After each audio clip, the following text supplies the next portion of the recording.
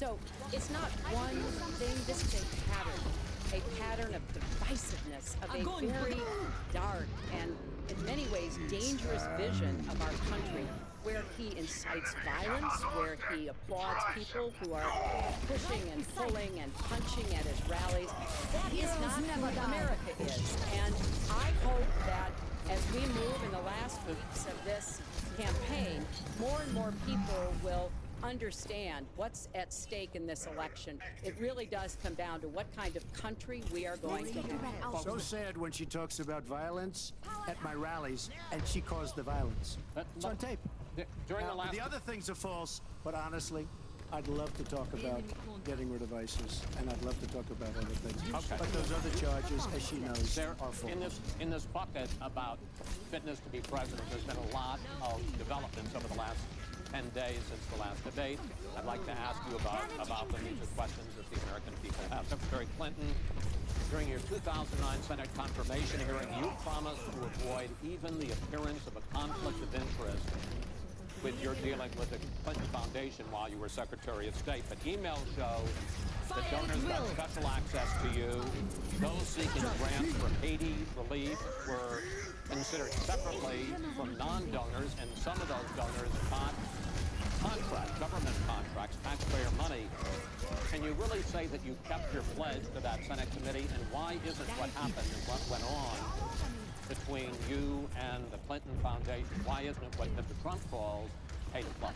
Well, everything I did as Secretary of State was in furtherance of our country's interests and our values. The State Department has said that. I think that's been proven. But I am happy. In fact, I am thrilled to talk about the Clinton Foundation because it is a world-renowned charity. And I am so proud of the work that it does. You know, I could talk for the rest of the debate. I know I don't have the time to do that. But just briefly, the Clinton Foundation made it possible for 11 million people around the world with HIV/AIDS to afford treatment, and that's about half of all the people in the world who are getting treatment. In partnership with the American Health Association, we have made environments in schools healthier for Respectfully, this is an open discussion. Well, it is an open discussion. I understand, and the specific question went to pay for play. Do you want to talk about that? But there is no evidence. There is a lot of evidence about the very good work and the high rankings that the Please let Mr. Trump speak. It's a criminal enterprise. Saudi Arabia giving $25 million, Qatar, all of these countries. You talk about women and women's rights. So these are people that push gays off buildings. These are people that kill women and treat women horribly, and yet you take their money.